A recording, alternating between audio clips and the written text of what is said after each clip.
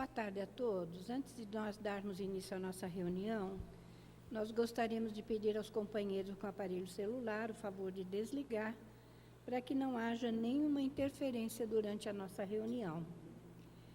E vamos ler uma mensagem do livro Para Sentir Deus, de Vanderlei Oliveira, pelo Espírito Hermance Dufour. Lição de número 11.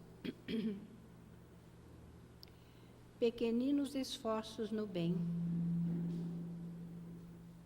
E qualquer que tiver dado, só que seja um copo de água fria a um destes pequenos, em nome de discípulo, em verdade vos digo que de modo algum perderá o seu galardão. Está no Evangelho de Mateus, capítulo 10, versículo 42.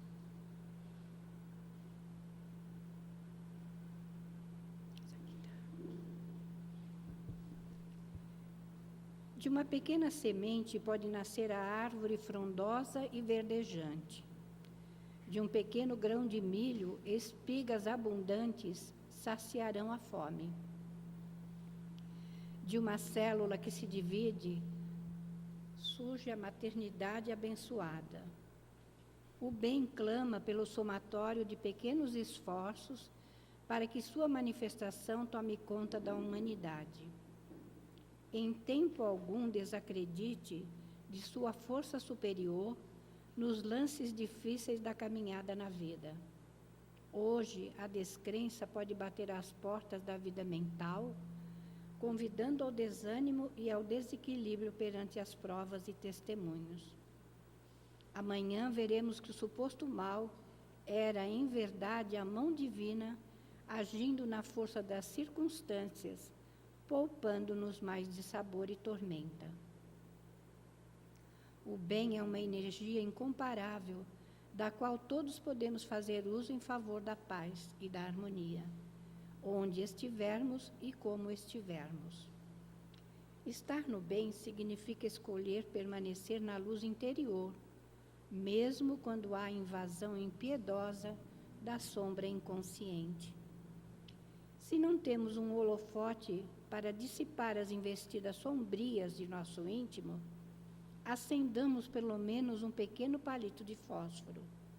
Deus, em sua infinita complacência, multiplicará o diminuto esforço. Basta-nos acender o pequeno facho de luz para não perder o galardão. Graças a Deus. E eis-nos aqui, Senhor, nos apresentando para o estudo da tarde de hoje. Dilata a nossa compreensão e a nossa capacidade de entendimento, para que possamos absorver as Tuas lições, Senhor Jesus. Dá-nos a Tua paz, dá-nos a Tua paciência, Senhor, para que possamos estar com os nossos irmãos, compreendendo cada um no seu momento. Abençoa a nossa Ana Virgínia, que nos trará o estudo do Teu Evangelho na tarde de hoje. E abençoa todos nós que aqui estamos. E em Teu nome, Senhor, em nome de nossa Mãe Santíssima, em nome de toda a direção espiritual da Casa do Caminho, mas, acima de tudo e sempre, em nome de Deus, nosso Pai, que, encerrando essa prece, possamos dar início ao estudo do Evangelho na tarde de hoje. Que assim seja, graças a Deus.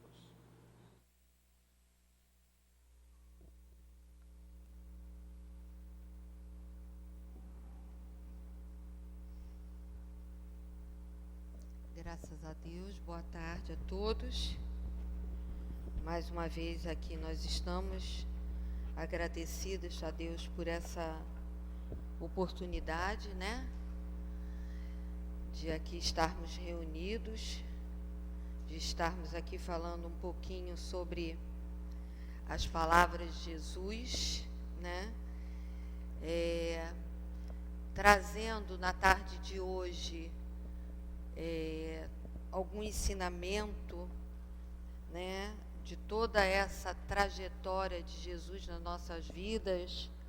Então, a gente só pode dar a Jesus, dá licença, não dá. só pode ter a Jesus gratidão por essa oportunidade. Pode deixar. Então, vamos lá. Na tarde de hoje, nós vamos falar sobre uma parábola. E as parábolas são muito interessantes, né? Porque quando você vai ver, a parábola, ela traz uma história que, às vezes, na leitura, vamos dizer assim, franca, vamos dizer, na leitura explícita que está ali, você não entende, porque aquilo não bate, vamos dizer assim, não vai de acordo, não vai de encontro com o que Jesus agia, pensava, falava, sentia. Aí você fica se questionando, poxa, por que ele agiu dessa forma? Então, essa parábola que nós vamos falar na tarde de hoje é a parábola da figueira seca, né, que está no capítulo 19. A fé transporta montanhas, dos itens 8 ao 10. E essa parábola é muito interessante, com o decorrer do estudo, nós vamos vendo o quanto ela é valiosa, mas ela se torna simples no seu entendimento a partir do momento que a gente percebe, né, dá aquele insight no que realmente Jesus queria trazer para todos daquela época, esse ensinamento. Então, nós vamos ler o início direitinho da parábola para nós termos uma intimidade com ela e dali, então, nós estudarmos. A parábola da figueira seca. Quando saíam de Betânia, ele teve fome e, vendo ao longe uma figueira, dirigiu-se a ela para ver se encontrava alguma coisa. Tendo se aproximado, nada encontrou, apenas folhas, porquanto não era tempo de figos.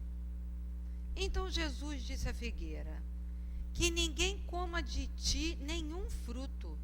O que seus discípulos ouviram. Na manhã seguinte, ao passarem pela figueira, eles viram que ela havia secado até as raízes. E Pedro, lembrando-se das palavras de Jesus, disse: Mestre, vê como a figueira que amaldiçoaste ficou seca. E Jesus lhe respondeu: tende fé em Deus. Em verdade vos digo que todo aquele que disser a esta montanha: tira-te desse lugar e lança-te ao mar, e isso sem hesitar no seu coração, mas acreditando firmemente que tudo que disser acontecerá, ele o verá efetivamente acontecer. Então, é espantoso para nós podermos imaginar que Jesus tenha dito para alguém, para algo, né?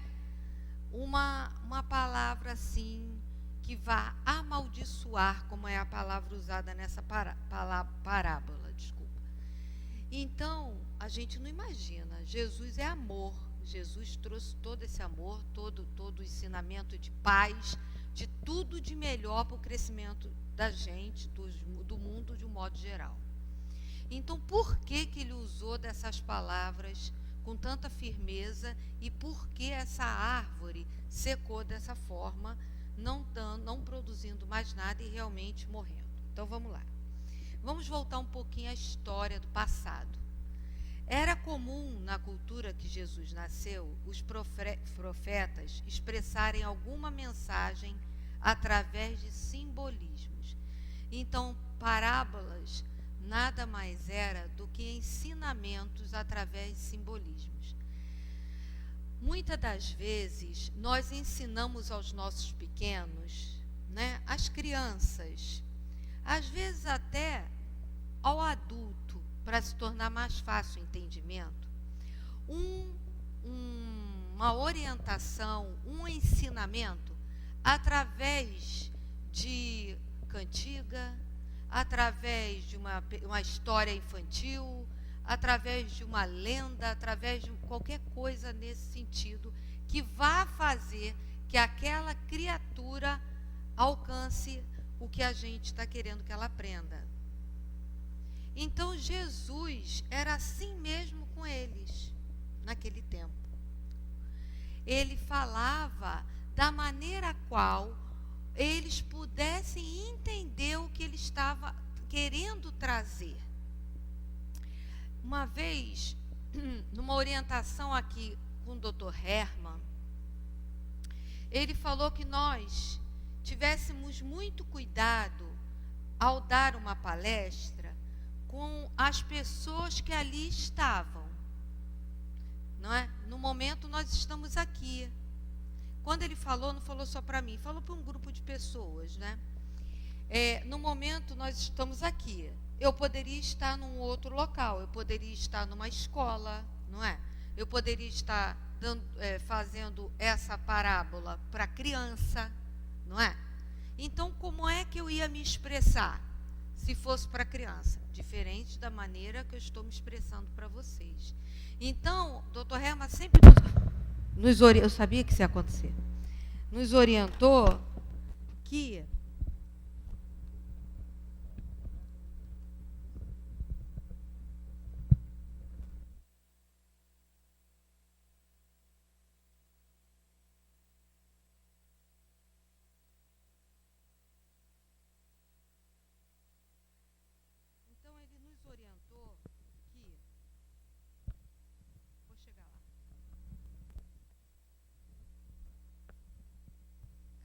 tem os acessórios.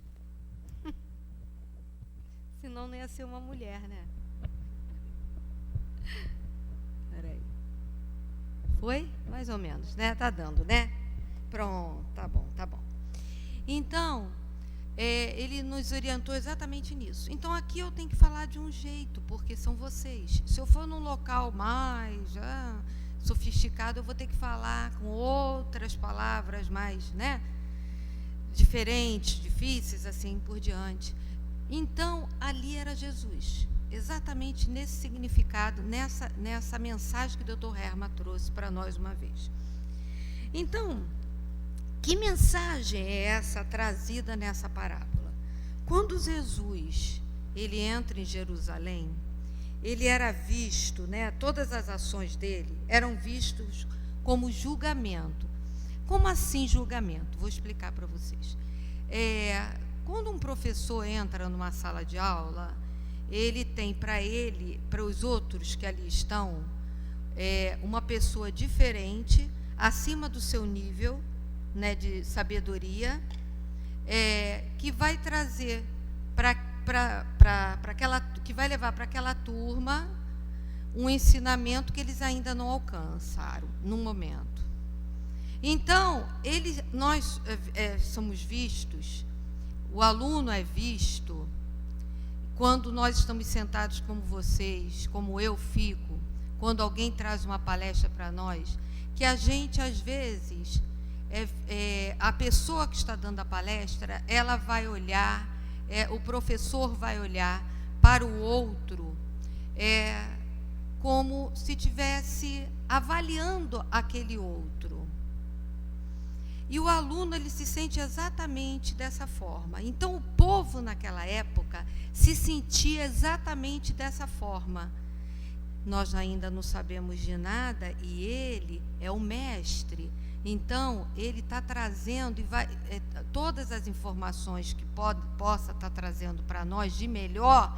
E o que ele está fazendo conosco? Nos olhando de uma maneira que está nos avaliando em nossas condutas, nos nossos pensamentos, na nossa maneira de ser. Então, Jesus era visto como esse elemento diferente naquela realidade para eles. Como se ele fosse portador de uma sentença sobre aquela cidade.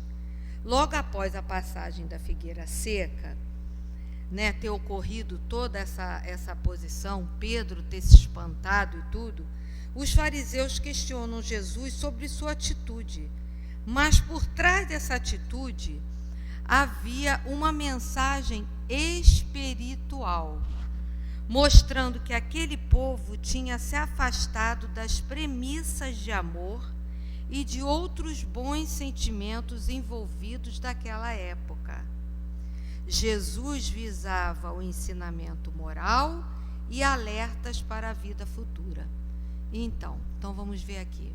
Jesus sabia, ao entrar em Jerusalém, ele já sabia que aquele povo não estava seguindo as normas, toda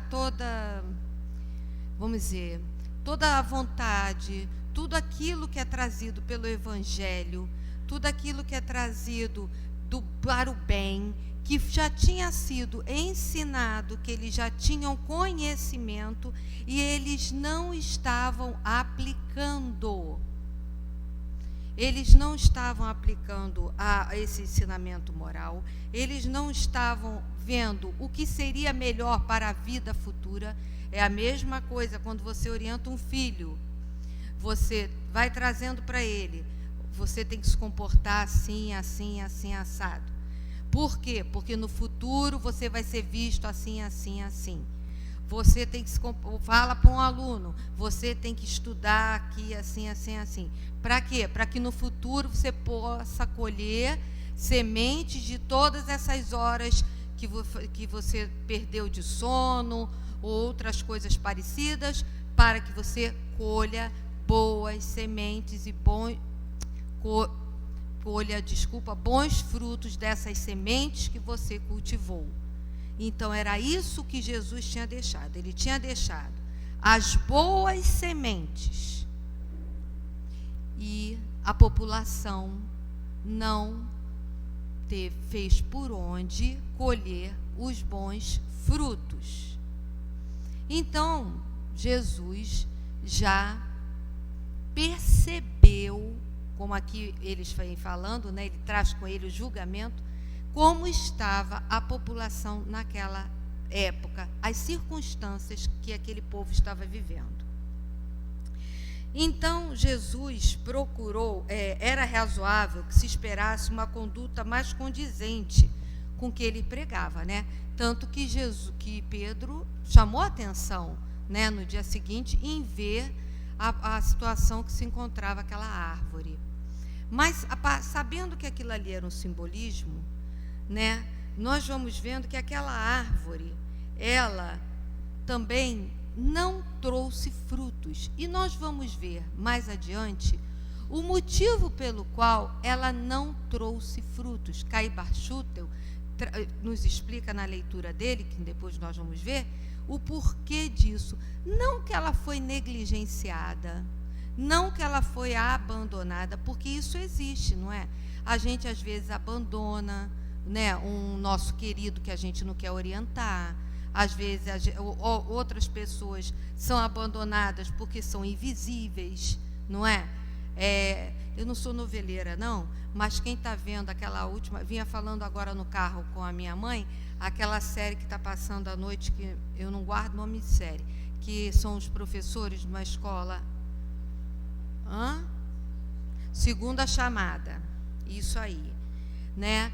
Então, você vai vendo o que eles vão resgatando. A professora, ela vai na rua resgatar aquela população de rua que está sendo invisível aos olhos da Secretaria de Educação, né, para que eles possam ser orientados, para que alguma semente seja colocada ali, para que eles, no futuro, a sua moral e a sua vida futura, como Jesus sempre quis de nós, que fosse sempre para frente, sempre avançada, também se torne dessa maneira, né? É uma série muito interessante de se ver. Então, porque aquilo ali, a gente aplica tudo isso aqui na vida da gente, né? Então, a figueira ali que fiquem na nossa cabeça, era um simbolismo, como muitas coisas para nós são símbolos. Seguindo aqui, a verdadeira religiosidade não se dá pela beleza da árvore, mas sim o que ela frutifica. Não basta as palavras nem os discursos bonitos, É preferível um pequeno fruto do que muita folhagem sem nenhum fruto. Nós trazemos na vida, né, às vezes, nós temos uma palavra que ainda é muito utilizada, que é o preconceito. E o preconceito é toda aquela situação em que você julga uma pessoa, algo, uma situação, pelo teu ponto de vista. E, muitas das vezes, o teu ponto de vista está equivocado. Então, como diz aqui, é preferível uma coisa muito simples numa determinada criatura, uma palavra, um trabalho simples, do que você estar toda fantasiada de beleza, toda em pompas, se dizendo 1.500 ali atrás de um trabalho e não está fazendo nada de bom para o outro, não é? Então, vocês observem, em qualquer lugar que nós andamos, qualquer lugar, hoje em dia está em qualquer lugar mesmo, né? Aquelas pessoas que andam mais assim, né, de qualquer maneira, andam assim, com uma roupinha mais simplória, aí você vai ver, entra outro com um salto, ou bem arrumado, um homem com uns trajes mais bonitos. Tudo aquilo não passa de símbolo. Porque o que está por dentro daquela roupa, o que está por dentro, no seu sentimento, no seu espírito, na sua moral de crescimento, só Ele sabe, porque os nossos olhos não alcançam. Mas nós ainda temos conosco essa dificuldade ainda de avaliar assim. Por muitas das vezes estão vindo à tona, está borbulhando essas guerras aí de preconceito, de injúrias, né? Injúria racial e outras coisas, classes sociais, porque o povo está se cansando disso. E realmente nós não podemos entrar numa zona de conforto. Jesus, quando amaldiçoou a figueira, ele saiu da zona de conforto. Primeiro, ele nunca entrou, mas ele mostrou aos apóstolos que isso aqui é uma zona de conforto. Eu não vou admitir. Seca a figueira. E vocês vão ver por que ainda mais. Aqui, no nosso evangelho, nós separamos 2 pedacinhos, quando diz aqui, na passagem da parábola, ele teve fome. O que significa isso para a gente? Não seria a fome da comida, mas um povo evangelizado. Ele estava à procura de um povo evangelizado. Ele sabia que ali existia um povo evangelizado. E aonde estava? Por que ainda não estavam exercendo desse ensinamento? Por que ainda insistiam no erro? E depois tem um pedacinho que fala assim: tendo se aproximado, né? Ela vem falando, nada encontrou, apenas folhas. Jesus, tendo se aproximado daquela figueira, o que ele trouxe para nós? Significa que a presença de Jesus perante o povo judeu, aquele povo. Quando ele se aproximou daquela figueira, ele se aproximou de todos. Então ele já estava. A palavra decepcionado é uma palavra mais pesada, mas vamos dizer que seja assim, que quando a gente se frustrado, a gente com alguém, com um filho, com o marido, com a esposa, com o irmão, a gente fica, né? Então ele estava assim já com o povo. Então quando ele viu diante daquela árvore, ele falou, é a hora de eu mostrar a essas pessoas o que realmente é de valor. E foi o que ele fez. Então, o que significa dar frutos perante essa parábola, né? São todas as nossas atitudes, pensamentos, sentimentos que nós nascemos para gerar, isto é, para o bem, mas nada além das nossas forças. Então, Jesus ainda é compreensivo com cada um de nós. Nós viemos ao mundo para dar frutos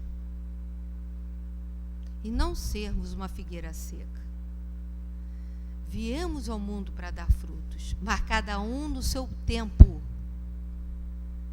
Mas ele entende, Ana Virgínia, você podia já ter avançado mais. Então eu estou compreendendo, mas isso aqui vai ser cobrado. Porque você já tem um conhecimento, você já tem uma trajetória, que você poderia ter avançado um pouco mais. Então, isso aqui vai ser cobrado de ti. Esse espaço aqui que você está deixando. Mas ele é o que conosco? Paciente.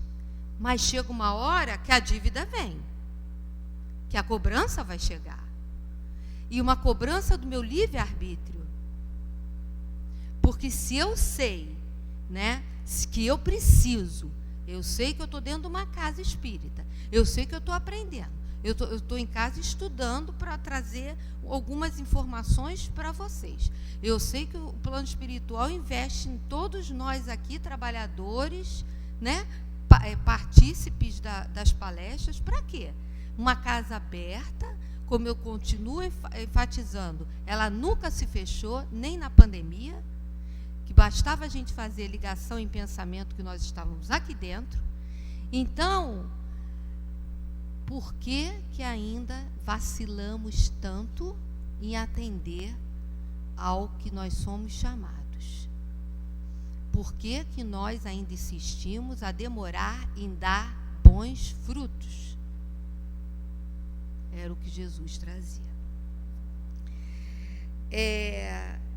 E essa parábola, ela enfatiza a responsabilidade humana. É essa responsabilidade que a gente está tentando trazer para nós todos, né?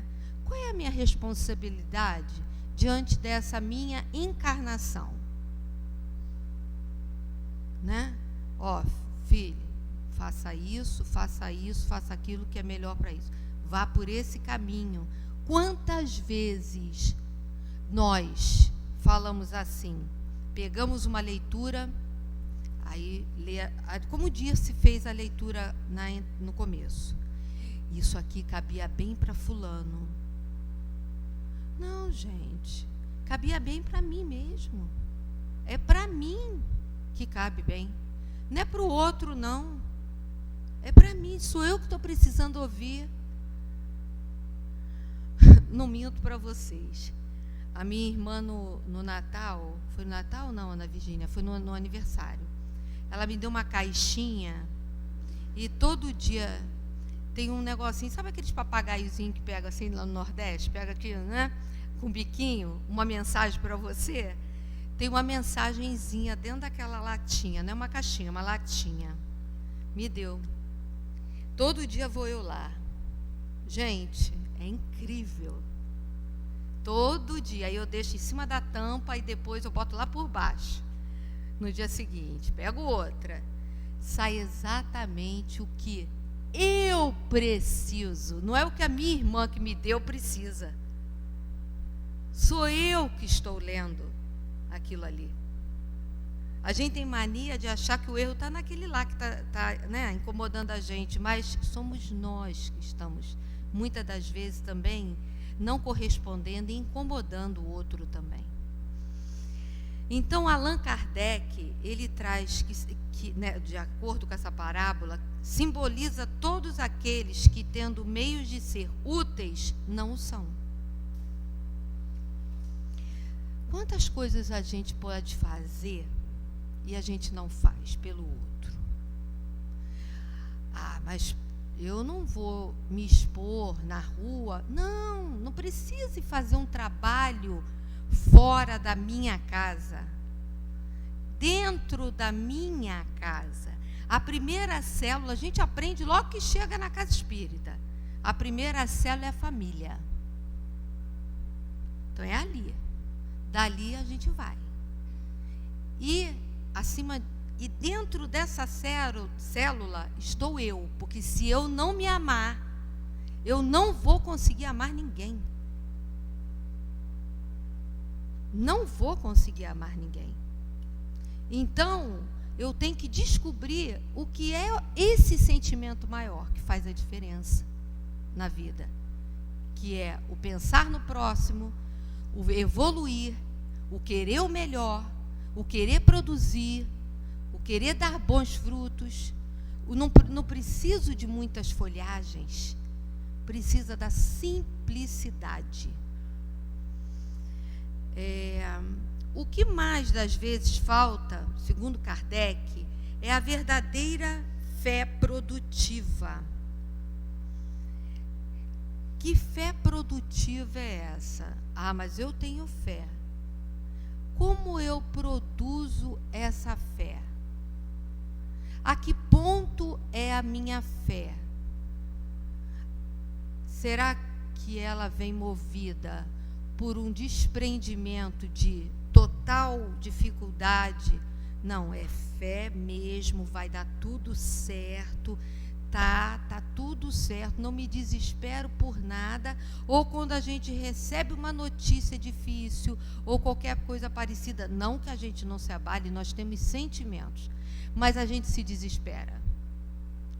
E dali, a gente paralisa, a gente não raciocina em cima daquela fé, e ela, consequentemente, não é produtiva. Então, essa fé produtiva que Kardec traz para nós é aquela que abala as fibras do coração e transporta montanhas.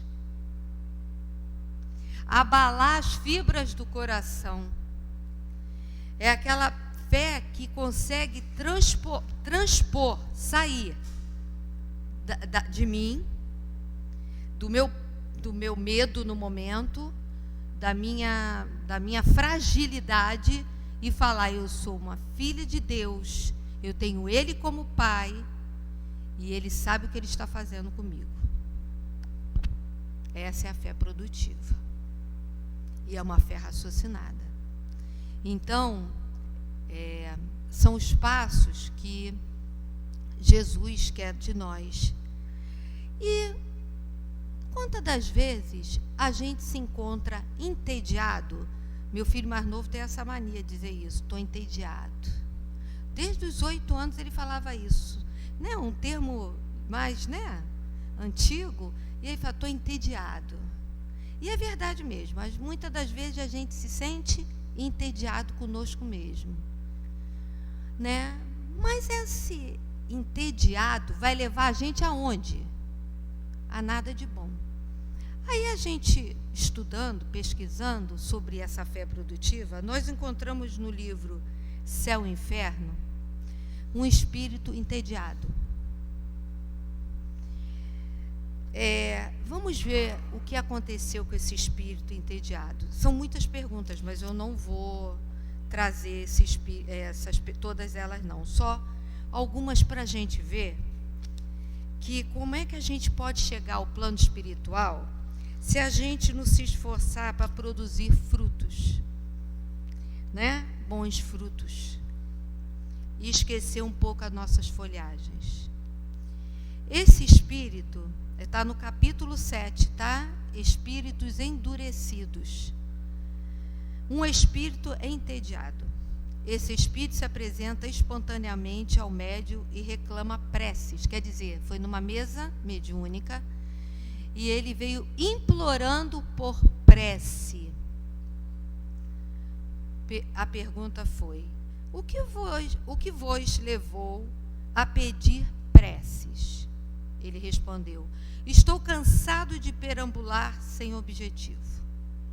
Há muito tempo estás nessa posição?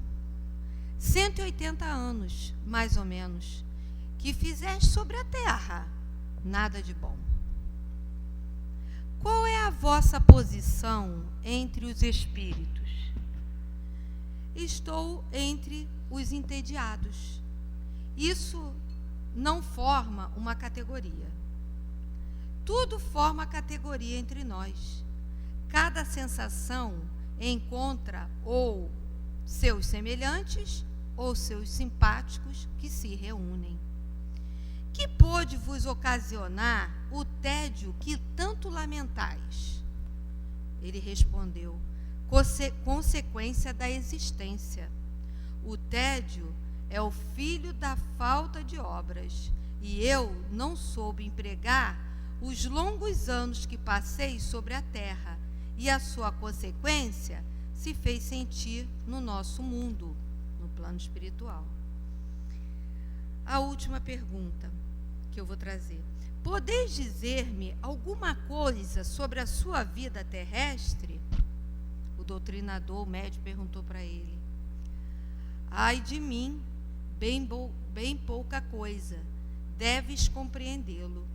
O tédio, a inutilidade, a falta de obras provém da preguiça. A preguiça é a mãe da ignorância. E seguem as perguntas. Quem quiser depois em casa ver, é interessante. Então, quantas vezes a gente se pega entediado, podendo fazer alguma coisa e não faz? Tanta coisa, tantas pessoas precisam de nós, né? Nós mesmos precisamos de nós. E o que eu estou fazendo por mim é o que a gente tem que se questionar. Vamos agora a Caibar Schutel, que eu falei que ia trazer para vocês.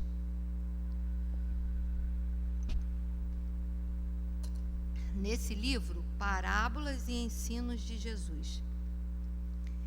É um livro que é muito bom de ser lido, porque ele vem trazendo com muita simplicidade e traduzindo para nós toda essas minúcias, né, essas coisas que muitas das vezes a gente vê nas parábolas e não entende, que são metáforas, né?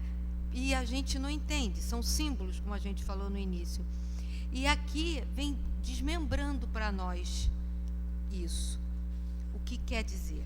Então, nós marcamos aqui umas coisas interessantes, aí a gente vai ver essa história dessa figueira. Gente, eu marquei só uns pedacinhos, tá bom? Porque o negócio é grande. Então, vamos lá. Caibar Schutel traz assim, sobre ela, a figueira. Naturalmente, não era a primeira vez que Jesus e os seus discípulos viam aquela figueira. Por 3 anos consecutivos, viram-na sem frutos.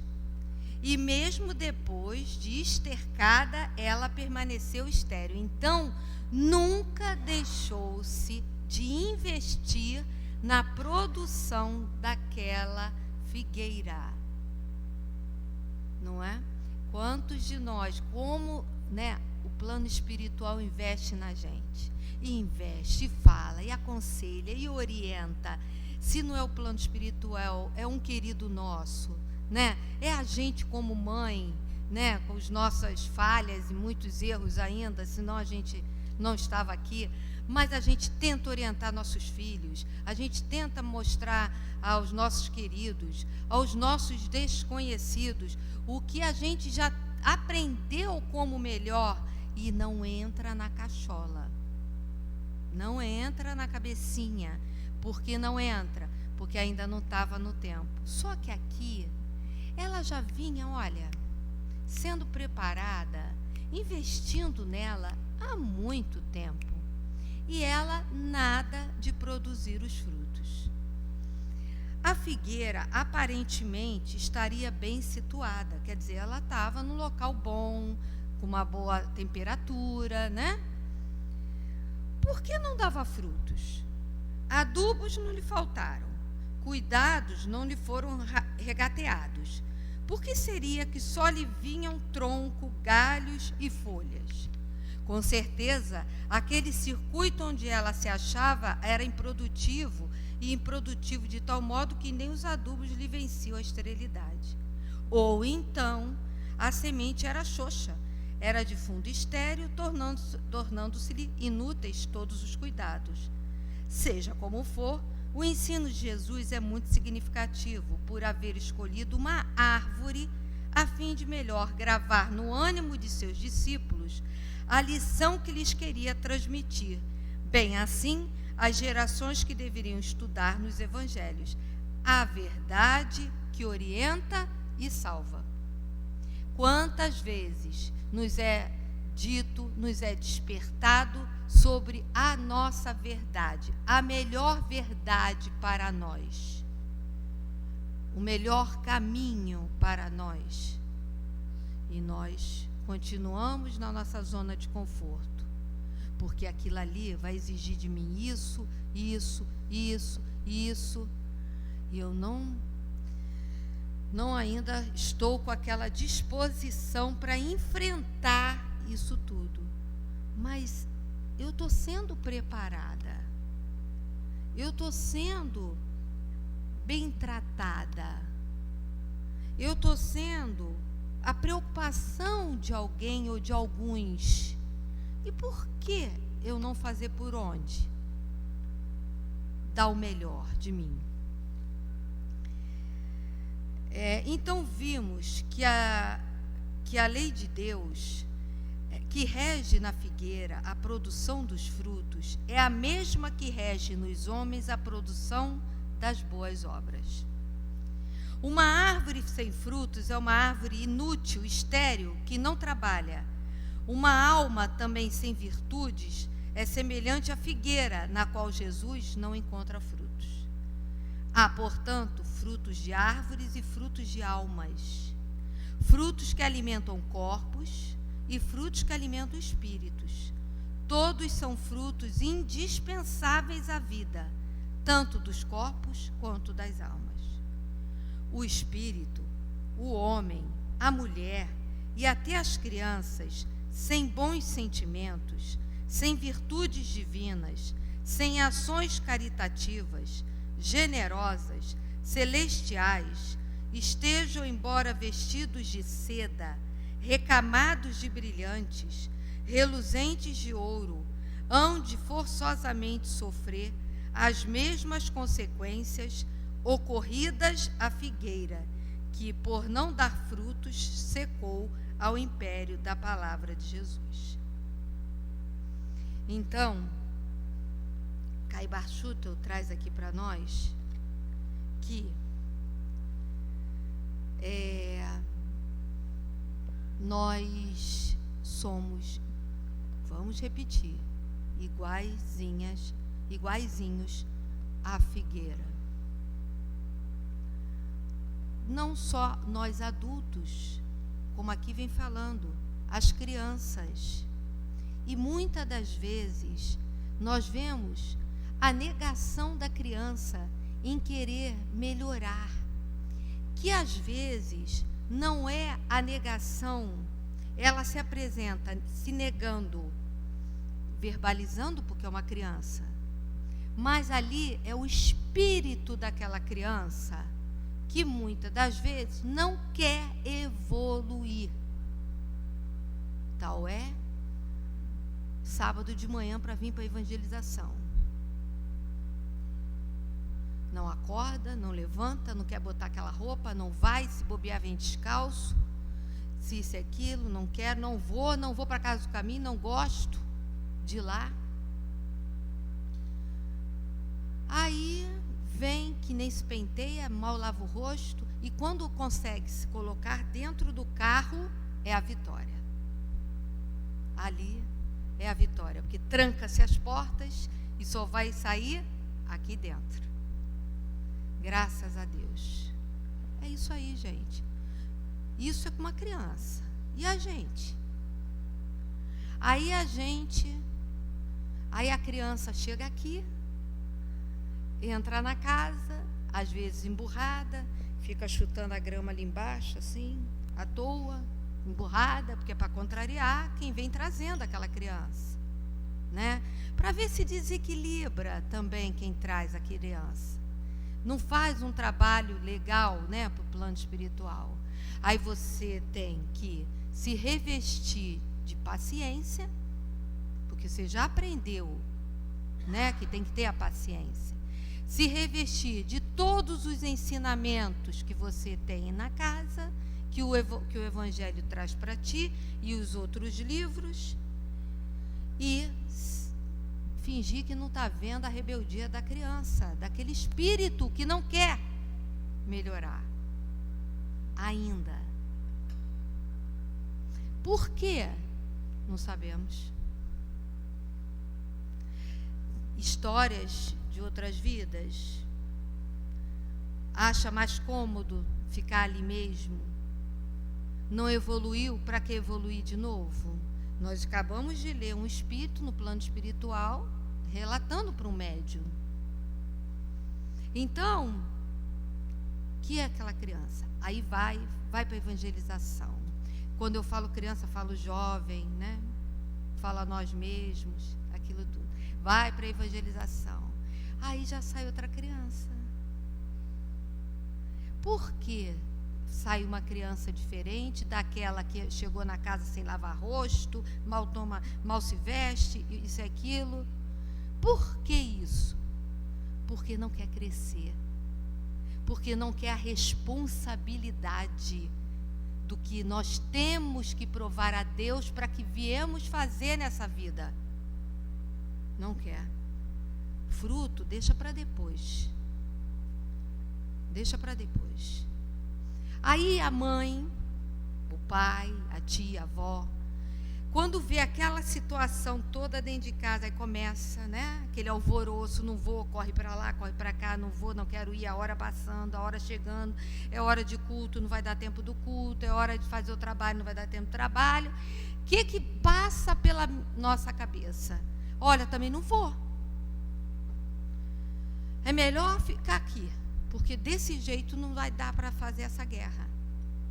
Mas a gente sabe já que não é assim. É entrar em conflito, sim. É guerrear, sim. Porque esse é o melhor para todos. E algum dia, alguém me arrastou para a casa espírita. Né? Então, eu já sei disso. Então, qual é o meu papel? Pegar e arrastar para a casa espírita. Só que na nossa casa tem uma diversidade. Tem outros que vêm por si próprios. Eu vou, que delícia, hoje não tenho aula. Eu vou. Mas tem outros que não. Você tem que pegar, trazer e fechar o carro. Aquele é o que mais precisa. Aquele é o que mais você tem que investir. É a nossa responsabilidade. E ele tem que ter a responsabilidade dele e ele tem que aprender. E qual é a ligação da figueira seca com a lei de adoração? Aqui, sabia que tem? Está aqui no nosso evangelho, no nosso livro dos Espíritos, a lei de adoração. Engraçado. A gente estudando, depois é que foi entender, né? A ligação da figueira seca com a lei de adorar. A gente adora alguma coisa, a gente clama à frente de alguma coisa, né? A gente valoriza alguma coisa. Para salvar os homens da esterilidade da figueira, Jesus enviou à terra o Consolador prometido, para mostrar a felicidade aos bons, aos que frutificam e distribuem o produto de seus frutos, aos que procuram ser úteis, aos justos, aos pacificadores, aos que desejam o bem-estar da coletividade. Então, amigos, é muito interessante essa parábola, porque quanto tempo mais nós vamos ficar negando que nós precisamos ouvir, aprender, trazer para dentro, realmente, nas nossas entranhas, a importância dessa doutrina espírita para todos nós, que é trazendo esse bendito Consolador, que trouxe para despertar em todos nós o motivo da nossa reencarnação. Todo o trabalho que é feito para que nós aqui possamos chegar, para que a gente possa melhorar, trabalhar, produzir. O que nós estamos fazendo para crer, para sermos, ao invés de termos. No mundo, a gente confessa a vocês que eu, particularmente, pensei que depois da pandemia o povo fosse ficar mais ser, sabe? Ser. Olhar para o outro com mais empatia, né? Sabendo que todos estavam, como estamos, correndo o risco de morrer no invisível. Então, o povo não mudou. O povo não ficou ser. O povo se tornou mais ter. Ele quer ter. Eu quero ter boa vida, eu quero ter aquilo ali. O que eu posso para conquistar aquilo ali mais rápido? O que eu posso para viver mais rápido? O que eu posso para ser alegre mais rápido? O que eu posso... isso aqui? Não prefiro fazer isso do que isso aqui que vai me levar. Não vou não. Vou isso ficar lá numa sexta-feira à tarde, ir no asilo no domingo, com chuva como nós fomos, no asilo no domingo, com sol no pleno verão, fevereiro. Todo mundo quer ir para uma praia, uma área de lazer, não é? Tem 4 a 5 domingos no mês, às vezes, né? Vamos dizer 4, né? Na maior parte das vezes são 4. É um dia, é um domingo que a gente vai, né? Levar aquelas pessoas o nosso ser.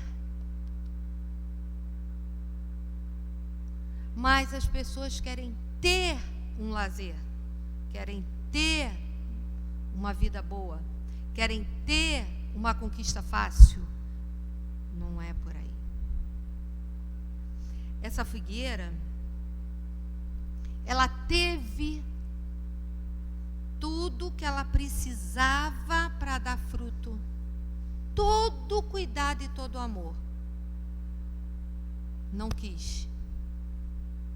Preferiu ter lindas folhas. Ela não soube ser. Ela não soube assumir a sua responsabilidade quanto figueira. Então, qual é a responsabilidade que nós estamos assumindo quanto nós, seres humanos, que tivemos essa chance hoje, depois dessa pandemia, estarmos vivos? Porque a gente driblava com ele, né?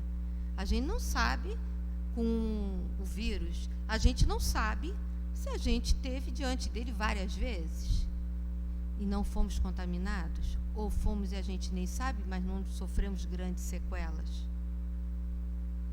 Que gratidão a gente dá a Deus por isso, né? Vamos trabalhar, né? Vamos fazer por onde?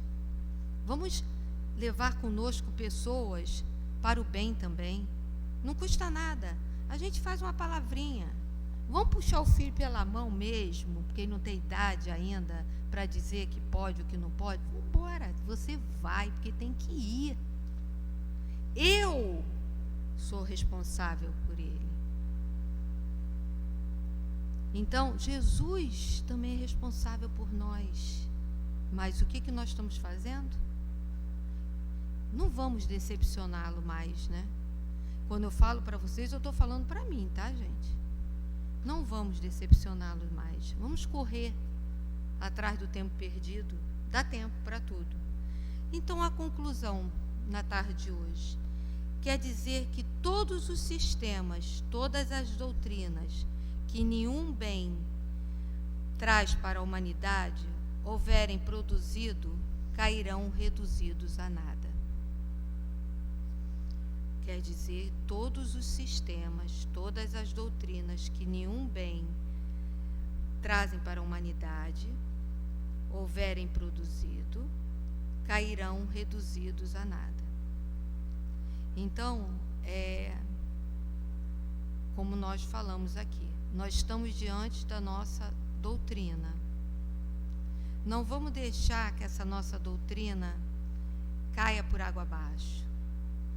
Porque quando nós chegarmos no plano espiritual, aí nós vamos ver o que nos será cobrado,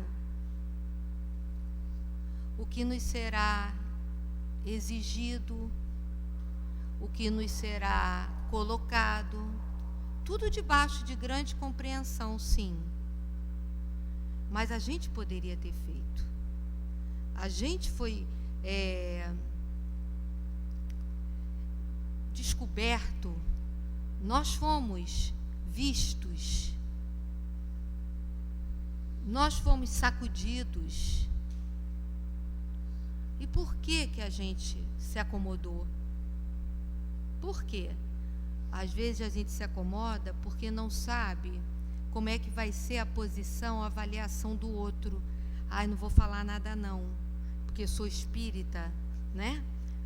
Nós ainda temos esse preconceitozinho, né? De nos colocarmos como espíritas diante de um povo. Então, por que razão? Nós amanhã vamos trazer um vídeo para a obra social, e num ambiente evangélico, onde um orador vai falar sobre a felicidade. Ele não tem postura, ele não tem uma religião definida, ele traz sobre, vamos dizer assim, a felicidade. E ele vem, quando foi colocado, ele perguntou, quem aqui é evangélico? Gente, era a maioria. Quem aqui é católico? Tinha um grande número. Quem aqui é espírita? Uma minoria de pessoas. A felicidade serve para todos nós, não é isso? A felicidade faz parte da nossa caminhada. É ela que nos faz. Quando a gente tem um dia feliz, nós temos um dia alegre, aquilo parece que dá um ânimo na gente, para a gente encarar aquela semana toda. Parece que dá um jato assim de gás de alegria. A gente infla e a gente consegue até ver aqueles outros erros assim, já são pequenos, com outros olhares. Então, que a gente saiba valorizar a felicidade, mas que a gente saiba valorizar a nossa responsabilidade também diante da doutrina espírita. Tá bom? Obrigada.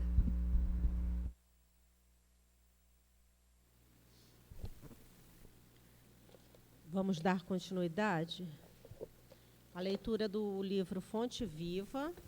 A lição é a 76. E ela tem como título fermento espiritual. Não sabeis que um pouco de fermento leveda a massa toda? Primeira carta de Paulo aos Coríntios, capítulo 5, versículo 6. O fermento é uma substância que excita outras substâncias. E nossa vida é sempre um fermento espiritual com que influenciamos as existências alheias. Ninguém vive só. Temos conosco milhares de expressões do pensamento dos outros e milhares de outras pessoas nos guardam a sua atuação mental inevitavelmente.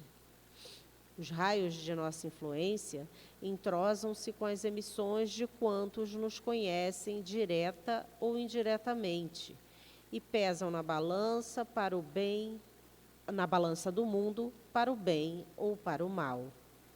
Nossas palavras determinam palavras em que nos ouve e toda vez que não formos sinceros, é provável que o interlocutor seja igualmente desleal. Nossos modos e costumes geram modos e costumes da mesma natureza em torno dos nossos passos, mormente naqueles que se situam em posição inferior à nossa, nos círculos da experiência e do conhecimento. Nossas atitudes e atos criam atitudes e atos do mesmo teor, enquanto nos rodeiam, porquanto aquilo que fazemos atinge o domínio da observação alheia, interferindo no centro de elaboração das forças mentais de nossos semelhantes. O único processo, portanto, de reformar edificando é aceitar as sugestões do bem e praticá-las intensivamente por intermédio de nossas ações. Nas origens de nossas determinações, porém, reside a ideia. A mente, em razão disso, é a sede de nossa atuação pessoal, onde estivermos. Pensamento é fermentação espiritual. Em primeiro lugar, estabelece atitudes, em segundo, gera hábitos e depois governa as expressões e palavras, por intermédio das quais a individualidade influencia na vida e no mundo. Regenerado, pois, o pensamento de um homem, o caminho que o conduz ao Senhor, se lhe revela reto e limpo. Graças a Deus. Os médios agora irão se posicionar para o momento do passe.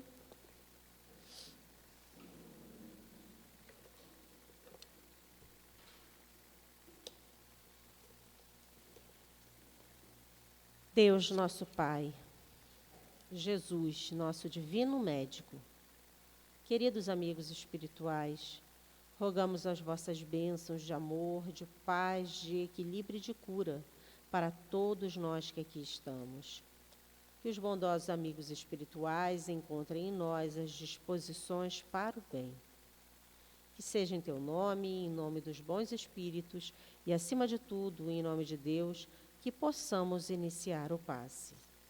Graças a Deus. Quis Deus que em toda a sua criação estivesse envolvida numa lei de cooperação mútua, onde todos se ajudam.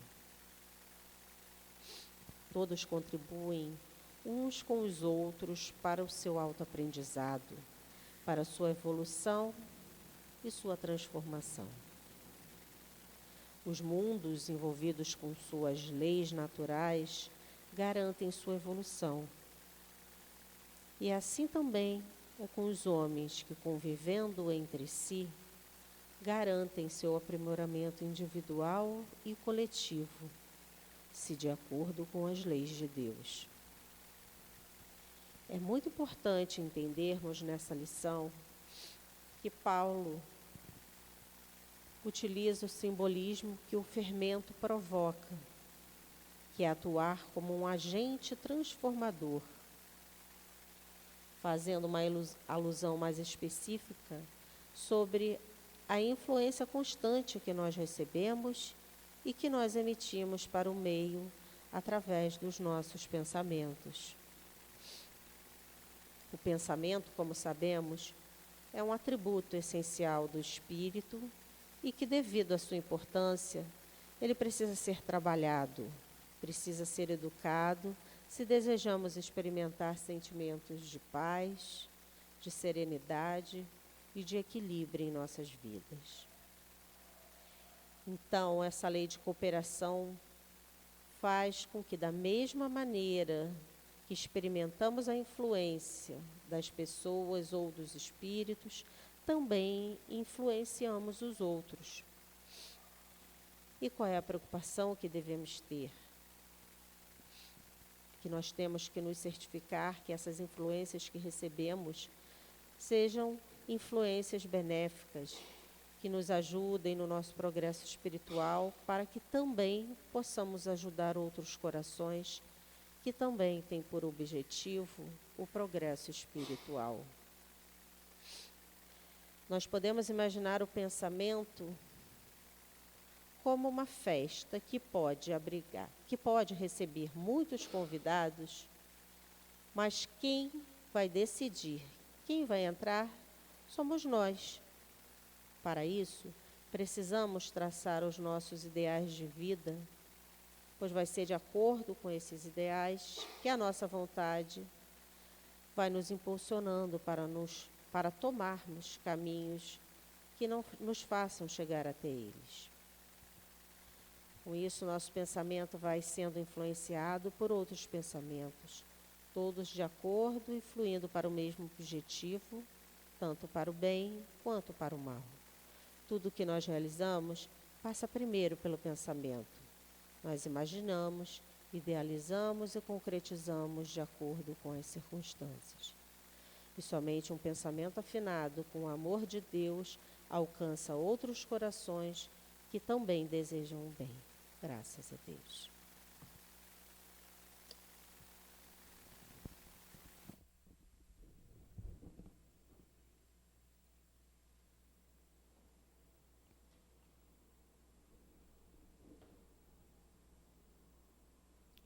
E diante deste Evangelho, que nos mostra a autoridade do nosso Mestre Jesus, mostrando aos seus discípulos que quando temos fé e pedimos com vontade, tudo aquilo que desejamos acontece. E através deste Evangelho, que vai sim procurando moldar os nossos espíritos na crença do futuro, na crença de um mundo melhor, é através disso que nós temos que pensar. Pensar com muita vontade que tudo se transforme, que a paz se faça, que haja mais compreensão no mundo, que saiamos da nossa comodidade, do nosso conforto e vamos em busca daquele que está sem esperança, está passando frio, fome e todo tipo de necessidade. Vamos olhar para os nossos irmãos com o mesmo olhar que Jesus nos olha, de paciência, de tolerância, de amor e de compreensão. Porque no mundo estão internados, sim, todos os doentes do espírito, todos aqueles que, de alguma forma, tiraram a esperança, tiraram a fé e tiraram a coragem daqueles que caminhavam juntos. Então, vamos refletir sobre o que estamos fazendo com o conhecimento que a doutrina está nos trazendo. Vamos procurar a cada dia sermos melhores e vamos procurar contagiar aqueles que estão ao nosso lado, compreendendo cada um no seu momento, porque a natureza também não dá saltos, cada um tem o seu momento. Então vamos respeitar mas vamos investir sim em todos aqueles que estão ao nosso lado, mostrando para eles que o mundo só mudará a partir das atitudes de cada um. Porque esse é o processo que nós temos que fazer, que seguir, que é o caminho que Jesus traçou para cada um de nós. Pensemos nisso com muito carinho e olhemos os nossos irmãos que ainda estão equivocados, que ainda fazem correr o sangue de seus irmãos pela terra, porque todos, sem exceção, chegarão um dia à perfeição relativa, porque esse é o desejo do Pai. E que a paz permaneça com cada coração aqui presente, hoje, agora e sempre. Graças a Deus. E assim chegamos ao final de mais uma tarde de reunião pública, de estudo, de aprendizado.